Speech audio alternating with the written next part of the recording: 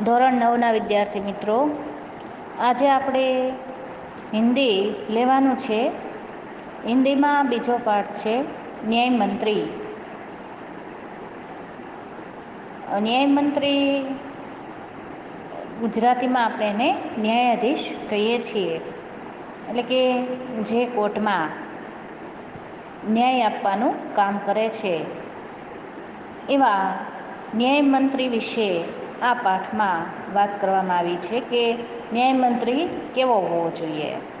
એની આખી એક સરસ મજાની કહાની અહીંયા સુદર્શને આપેલી છે.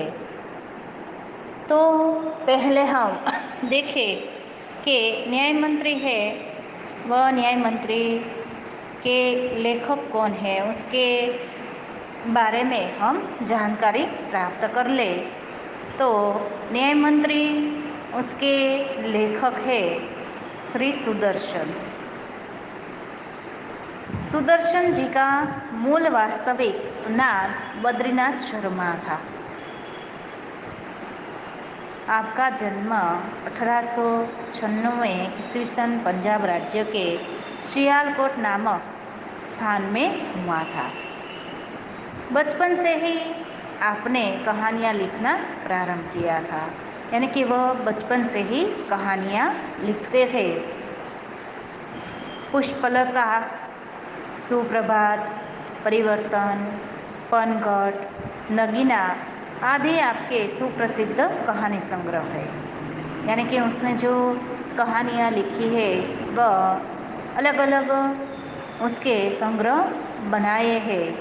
तो उन सभी का नाम यहाँ पर दिया गया है.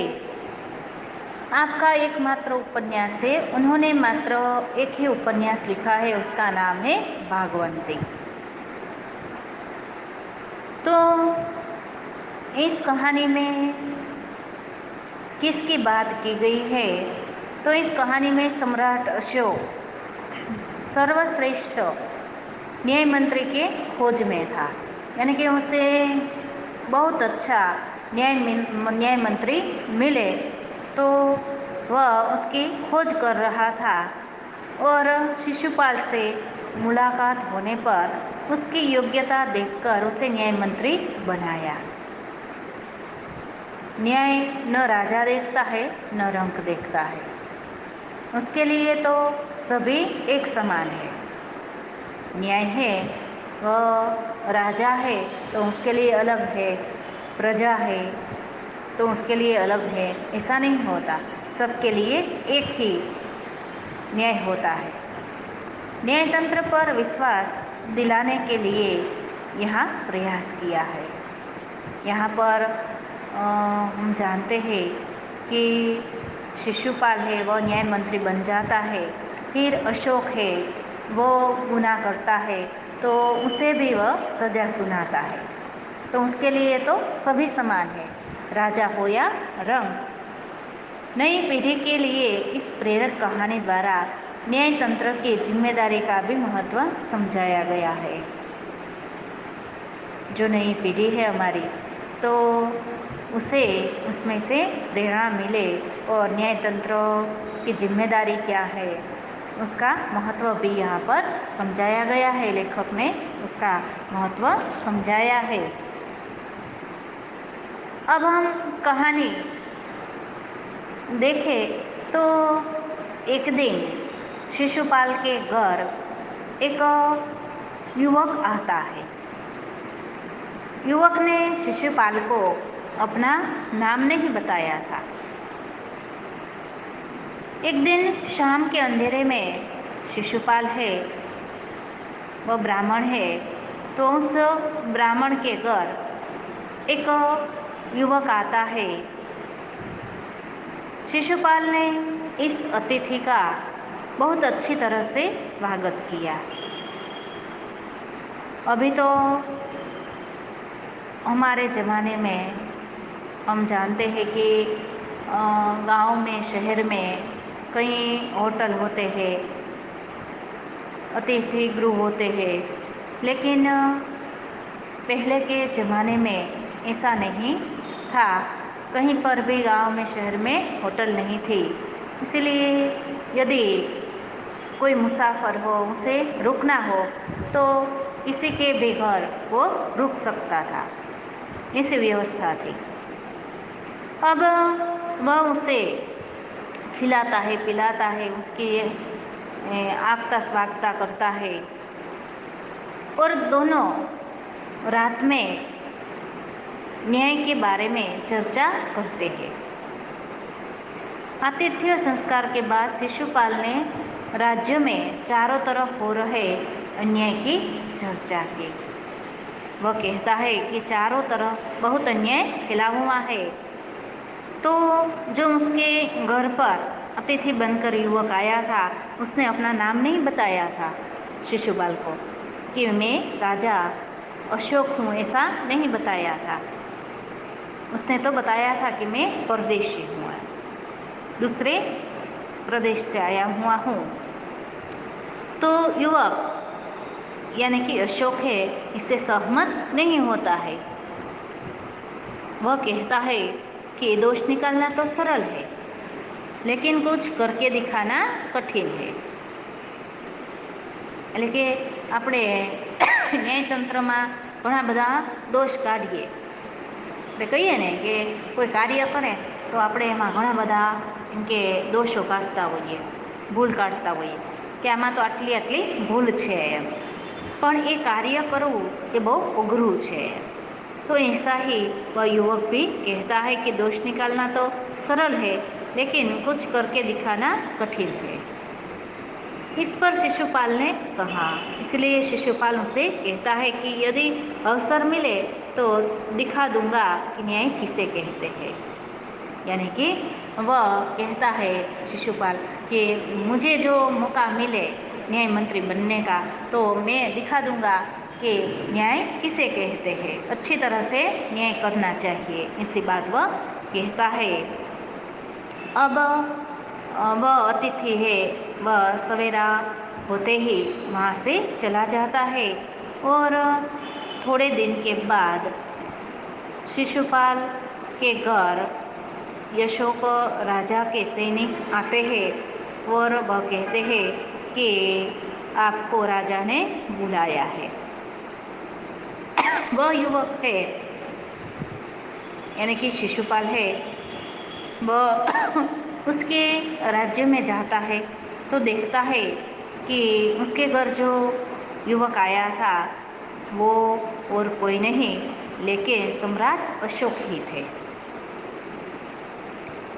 और उसने देखा कि शिशुपाल को उसने ही अपने दरबार में बुलाया है और अशोक ने कहा कि ये लो राजमुद्रा और तुम्हें न्याय मंत्री में बनाता हूँ। अब शिशुपाल को न्याय मंत्री बनने का मौका मिला और उसने बहुत अच्छी तरह से न्याय किया।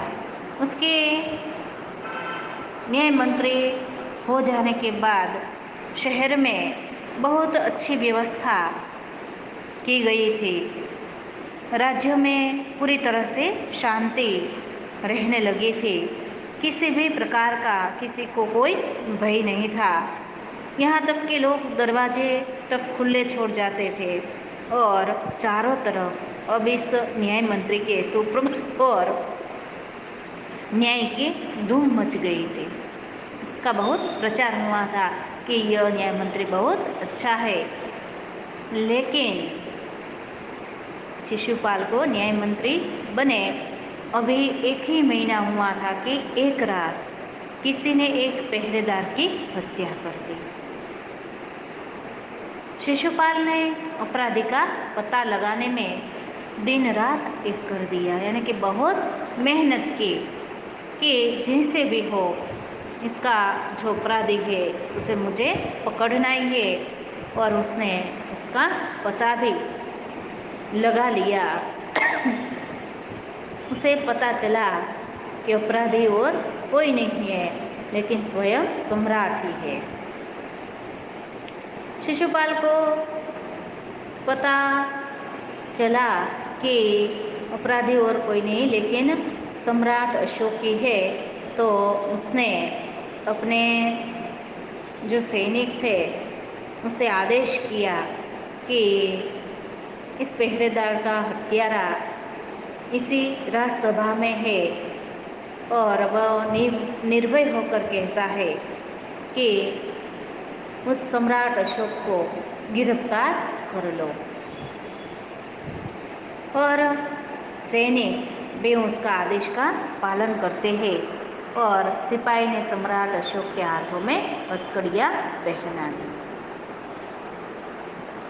लेकिन नियम यह था कि जो राजा होता है वह तो भगवान के समान होता है, उसे हम दंड तो दे सकते हैं लेकिन उसे हम फांसी नहीं चढ़ा सकते।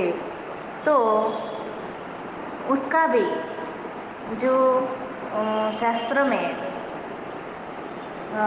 उसका फल बताया था तो उसके अनुसार शिशुपाल ने एक सोने की मूर्ति बनवाई सम्राट अशोक की, और सम्राट अशोक की मूर्ति है और मूर्ति को फांसी पर लटकाने का निर्णय लिया।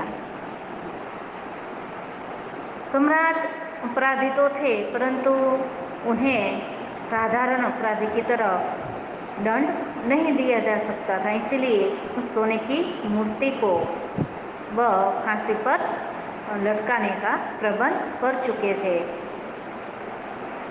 और इसलिए शास्त्र की आज्ञा के अनुसार सम्राट की जो मूर्ति सोने की बनाई थी उसे फांसी दी जाती है। अब चारों ओर इस न्याय मंत्री की जय जयकार होती है, उसका जय जयकार हो रहा था कि उसने बहुत अच्छी तरह से न्याय किया। शिशुपाल के न्याय से लोग बहुत प्रसन्न होते हैं और सम्राट ने भी उसके न्याय की प्रशंसा की कि आपने बहुत अच्छी तरह से न्याय दिया। जब उसकी हत्या की अशोक ने, तब शिशुपाल ने उससे खुलासा मांगा। तब उसने कहा कि वह बहुत उद्दंड था, इसलिए मैंने उसकी हत्या कर दी। और सम्राट अशोक को कैसे वह बचाता है तो उसमें उसकी जो दीर्घ दृष्टि है उसका भी हमें परिचय मिलता है और न्याय भी होता है और राजा अशोक भी बच जाते हैं। न्याय मंत्री का इस न्याय सुनकर अशोक राजा बहुत प्रसन्न हुए और अशोक ने उसकी परीक्षा ही ली थी कि वह अच्छा न्याय मंत्री साबित होता है या नहीं। लेकिन अब शिशुपाल है वह कहता है कि मुझे अब न्याय मंत्री नहीं रहना है, न्याय मंत्री बनना नहीं है, मैं इस पद से इस्तीफा देता हूँ। लेकिन अशोक कहता है कि यदि आप ये बोझ नहीं उठाएंगे तो आपके सिवा कोई ऐसा अच्छा न्याय मंत्री हमें नहीं मिलेगा। तब न्याय मंत्री है यानी कि शिशुपाल है वह कुछ उत्तर नहीं दे पाते हैं और वह न्याय मंत्री ही बने रहते हैं। यहीं पर हमारी कहानी समाप्त होती है।